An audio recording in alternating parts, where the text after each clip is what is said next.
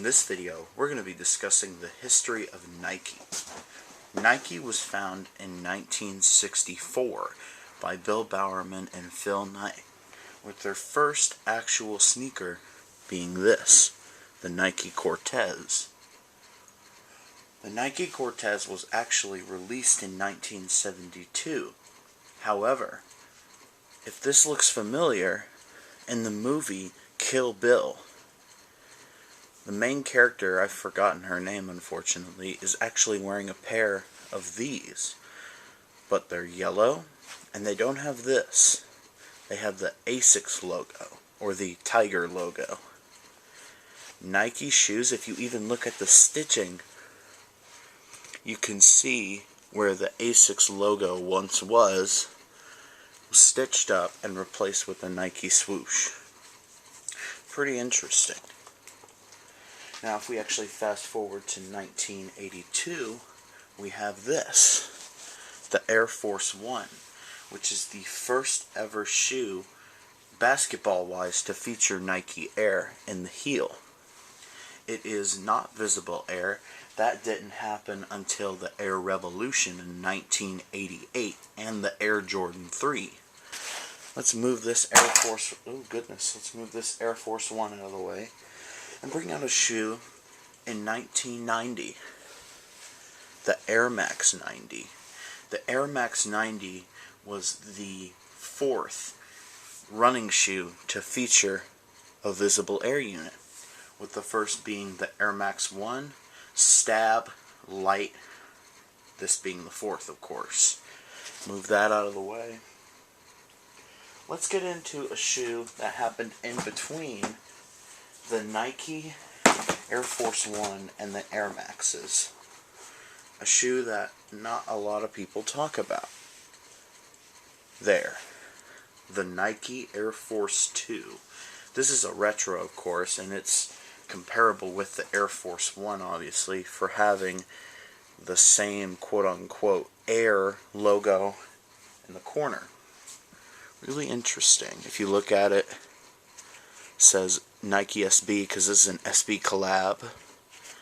It's an SB shoe, but back then it was actually a basketball model.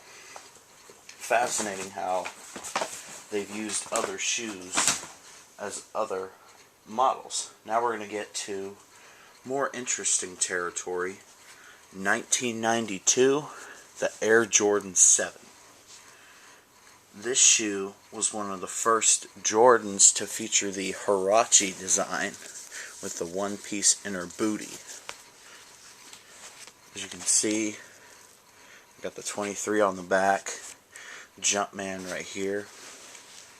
This is also the first Jordan shoe to feature this really soft phylon, or even, I think it's even EVA, now that I think about it.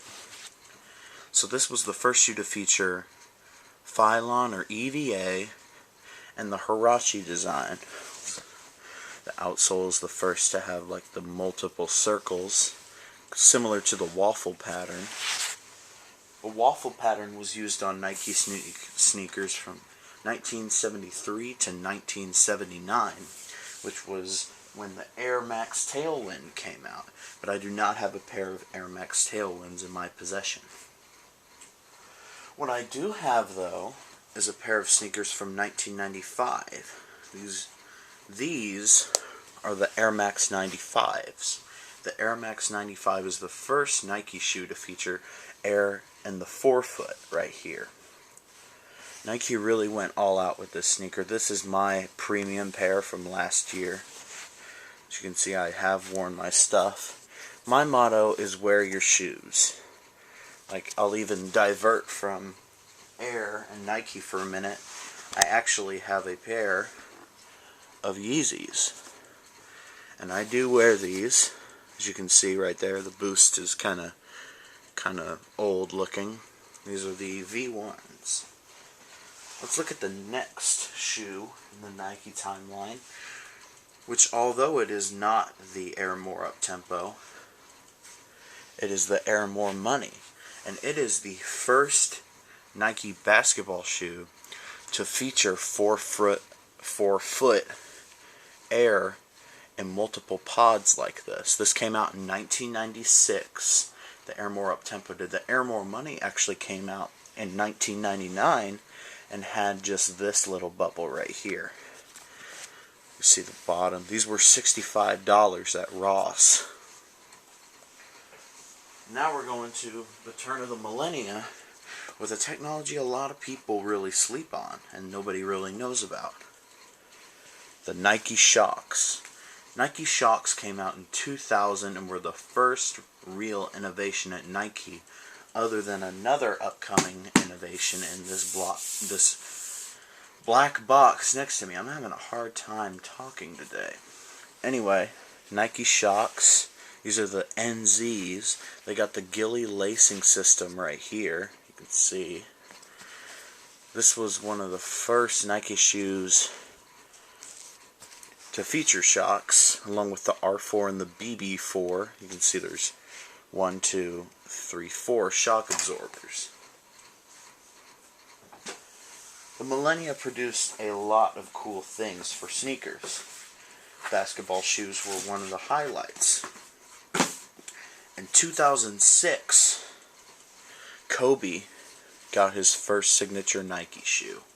This is the Zoom Kobe 1, and it features a nice EVA molding here protecting your toes, full carbon fiber ring, carbon fiber on the swoosh, and a full-length Zoom bag on this version. This is a Protro, which means it's a Pro Retro. You can even see, like, it's not a Hirachi system either, although it does have a waistband or a band right there.